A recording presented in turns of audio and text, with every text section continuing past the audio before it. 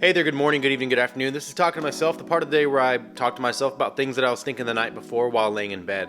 Shout out to all 621 subscribers at the time of me making this video. I truly do appreciate it. As well as shout out to Saratoga Peanut Butter and of course to Lotus Flame Candle Company for hooking it up with the amazing candles. Shout out also to the second dose of the COVID vaccine for kicking my ass this morning. Even though I'm built different and it didn't affect me that much, this morning I felt like complete and total death. Right now my whole body just hurts, so there is that. Things are always looking up. Also, shout out to my dog for being a lazy asshole who eats all my food, drinks all my drink, and doesn't pay a damn bill in this house and thinks that he deserves to be treated better than the rest of us. At the same time, he's never gotten me my birthday.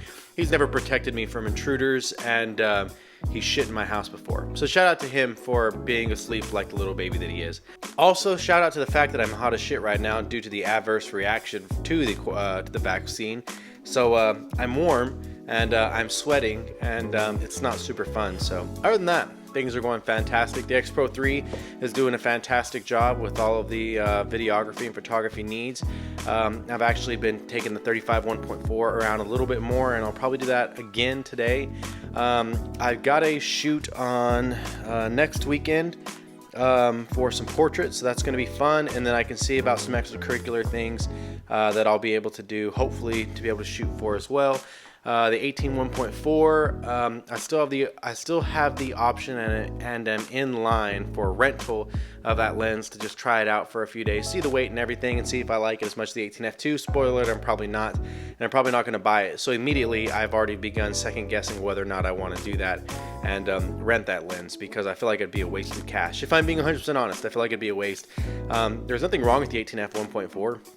I just don't need a 1.4 aperture on a lens that I use because it's small enough for street photography and just for regular documentary photography.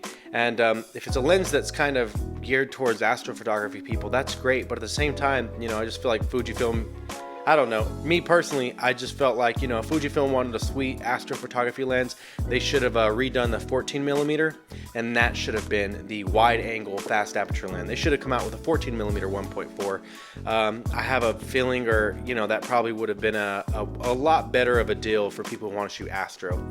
That's just me though. But I like that 14mm. I feel like that would have gone a lot better for people that want to shoot astro. Redo it at 14, maybe a 14mm f2 or 14mm 1.8. I think that would interest a lot of people. I think that would interest a lot of astro people. That would interest a lot of landscape people, and I just feel like that would also interest a lot of these vloggers and things like that. I think that would be good for some of them.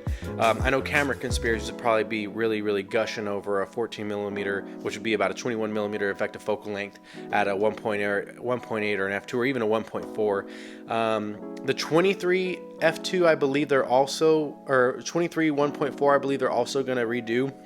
But I just always go back to, I wish that the 27mm Mark II, I wish it wasn't a 2.8 RWR. I wish they didn't come out with that like the way that they did and pair it with the, the X Pro XE4. I feel like Fujifilm really missed an opportunity to do something. So you released the 27 2.8 Mark II with the XE4, which isn't weather sealed.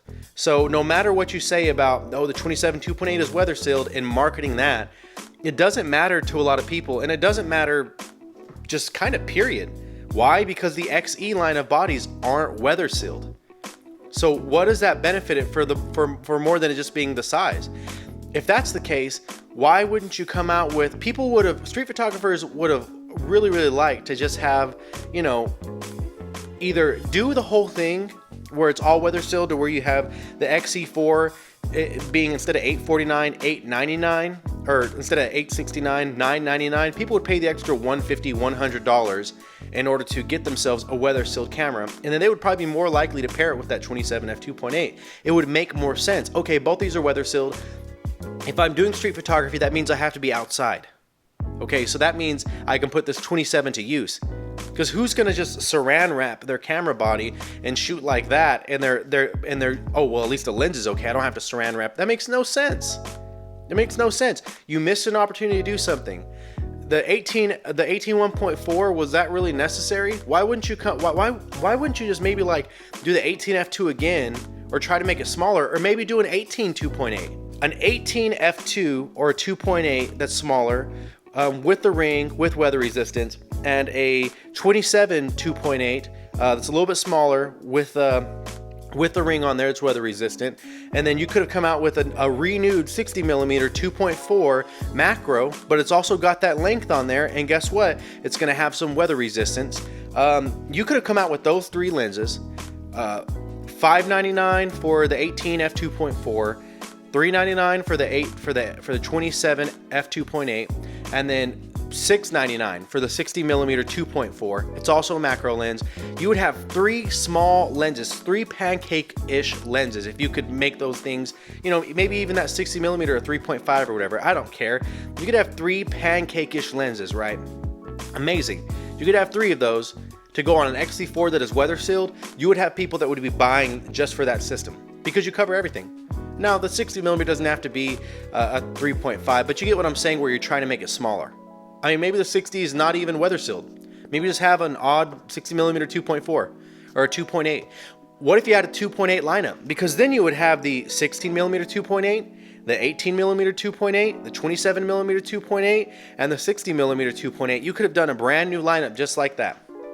I think that would have been great. Have your 24 millimeter, your 28 millimeter, you have your 40 millimeter, and you'd have an effective, let me see, about 90 millimeter. You know, that's a pretty good deal to me. To me, that seems like a really good street photography centric, which is what you're going for with the XE4, not just for vlogging. People are saying vlogging, but when you sent out those test subjects, they were sent out into the hands of people that were doing street photography.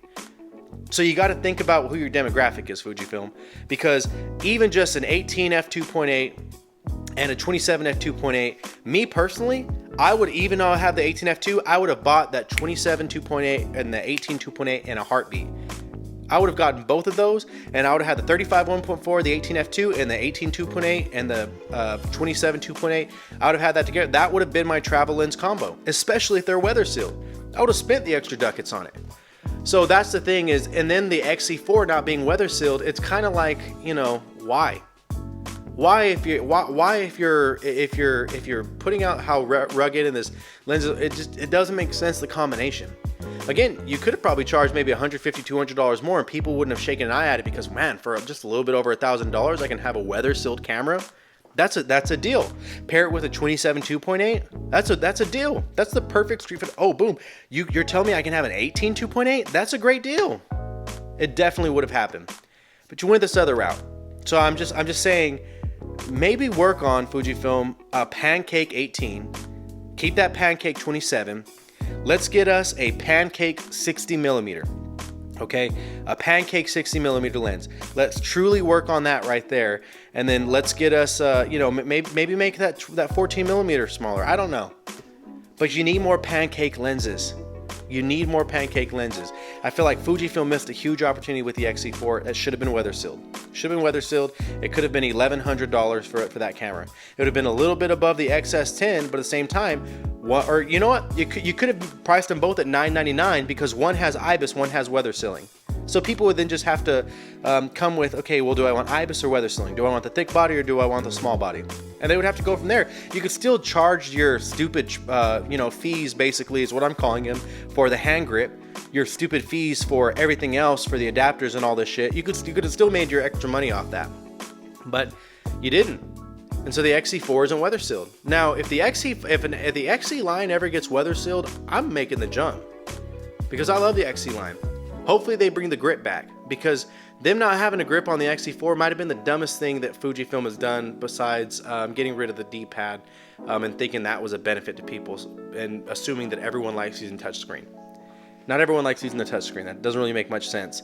But, you know, I just think about missed opportunities. I just feel like that's a missed opportunity right there completely whenever it comes to shooting street photography. I felt like Fujifilm really had a chance to attack that market. Listen, when it comes to street, let's just be honest. You're not fighting Canon. You're not fighting Sony, really. You're not fighting, you know, Sigma and Panasonic. Who you're fighting is Leica, and you're fighting Ricoh. That's it. So a nice 27 2.8 small Pancake lens to put on that XE line camera, you know, really, right, or a nice 18, my bad, 2.8 to put on that that camera that to go against that Ricoh, that GR3. man, I'm telling you, that probably would have been enticing to a lot of people. You still have your OEF and you have your screen. You're still small enough to put it in and out of a pocket with the pancake lens. That's a pretty good deal, man. Those XE line cameras are small. When it comes to Leica, okay, here we go. I've got my, you got your Leica Q or whatever, the CL, I guess, could maybe be one of their street photography cameras. It doesn't matter. You had a chance to not only crush it with the price point, but crush it with the features. You chickened out. You f***ed up. You have to bring pancake lenses in. If you want to, go and attack this demographic of street photographer, which is super huge right now, especially in the film community, Fujifilm has the benefit of having the most, besides Leica, because they basically took the body from the M line, M6, MP, whatever, and moves it over to a digital version. Fujifilm has the greatest opportunity to pull over all these film users. I'm serious, pull them all over. And all you have to do is be smart about what you're doing. Put weather sealing in the XE line. Fuji, put weather sealing in the XE line. There is no excuse not to. At this point, you have to put weather sealing in the XE line. Listen, you've got the XA line for all of your consumer, grade stuff. That's fantastic. You've got your X100 line. It's already got weather sealing now with the X100V. The XE4 should have had it. You can keep it out of the XT line maybe. I don't know, but that XE line has to have weather sealing next time. And it has to have pancake lenses with it. We can't keep getting these big lenses. These aren't going to be beneficial to people doing street photography. Listen, I'm telling you right now, man, if Fujifilm, I think of Stock Easy, Baljan, or however you pronounce it, Stock Easy, Gajan, I think of whenever I see Matthias Berling shoot, I think of whenever I see Valanda shoot with his XE4, man, like all these guys that I'm watching shooting with like these Fujifilm cameras. Even there's a couple people that are sponsored by Ricoh who shoot with some Fujifilm cameras. One guy's been trying out the XE4, now that's his main shooting camera, and I forgot his name. Even people like the photo department, like people who go out and they shoot. Like, this is the opportunity. That's the people you want to attack with these cameras. And if you would have put out a weather-sealed camera, a weather-resistant camera with that 27mm, man, you would have done something big. And you would have scooped up all these people who want to do street photography, because they would have said, oh my gosh, I can get the XE, I can get a weather-sealed small pocketable street camera with a small weather-sealed lens with an aperture ring on it. Completely metal build, 2.8 aperture. And then, oh my gosh, okay, you also brought out an 18mm 2.8 or 2.4, or maybe you made the 18, f2 somewhat smaller to where it's internal focus, whatever, to where it's weather sealed. I compare that with it. Oh man, are you kidding me? Or some other pancake, I compare it with this small body. Man, Fujifilm, you would have been racking in the ducats. But you didn't. You chose to go conservative. You chose to do the exact same thing you did. It honestly feels like because Fujifilm was planning on canceling the XE line of camera, it kind of feels like you just rushed out that XE camera. You just rushed out the XE. It feels like you rushed out the XE4, didn't think about it. This was the opportunity to put out something weather sealed in that street photography fashion. Now, I know the X Pro 3, that's what it's for, but at the same time, let's be honest. Let's be 100% honest. When it comes to people doing street and stuff like that, not all of them are going to be fans of the XE or the X Pro. They're just not. A lot of people do not like the screen not being outwards. They do not want to have to wait or pull down a screen to be able to see their images. They want to take the image and immediately look and see if they like it, and then take about 5 or 6 more. It is what it is. That is exactly what it is. So they don't want to wait. Can't blame them, for the most part. I don't do that, but I understand people want that. That's why so many people run to the X100. I'm telling you, just right now, man, if you would have done a bundle for people could have gotten an 18 2.8 or a 27 2.8 with a weather sealed XE4, and both of those been weather sealed, you may have eaten into the X100 lineup, but not that much. But what would have happened is you would have gotten a lot more people to buy into Fujifilm. That's just what I think. And also, you would have had a lot more lens sales of people that are already XE3, XE2S, XE2, XE1, X Pro 1, X Pro 2, X Pro 3, and XT 30, 20, and 10 line owners who like to do street photography with that. Robin Fox shoots with an XT4 street photography. And so I just feel like there was a huge, there was a chance that was missed. I'm not mad at Fujifilm for it. I just think that they went the route of safe and they went the route of let's just get something out there, and it kind of sucks because this was your opportunity to really bring something out that your consumers would like. So Fujifilm, if anyone ever sees this, we need more pancake lens. Stop f***ing around with us. We need an 18mm pancake lens. We need a 23mm pancake lens. Keep the 27mm pancake lens, and we need a little bit a smaller telephoto pancake lens. Redo the 60mm with a Mark II, and we'll all be set. So that's all that I got, man. That's what I was just thinking about. I've been looking at the XE4 and the XE3. I've been thinking like, man, you know what? It'd be nice to have these. But then I think, man, they're not, you know, I don't use weather sealed lenses, but it's just the fact that they're doing away with all their small lenses, and they already only had one pancake. Fujifilm is really just, you know, it's for a small and lightweight, and the thing that it carries itself on, like, you know, big things come in small packages. That's not a small package anymore. You're moving away from us, who like bought into the system because of the great benefits of things being small. This kind of sucks. So, just some food for thought. That's it for me, man. Fuji, get your shit together, dude, because that kind of pisses me off. But other than that, have a good one.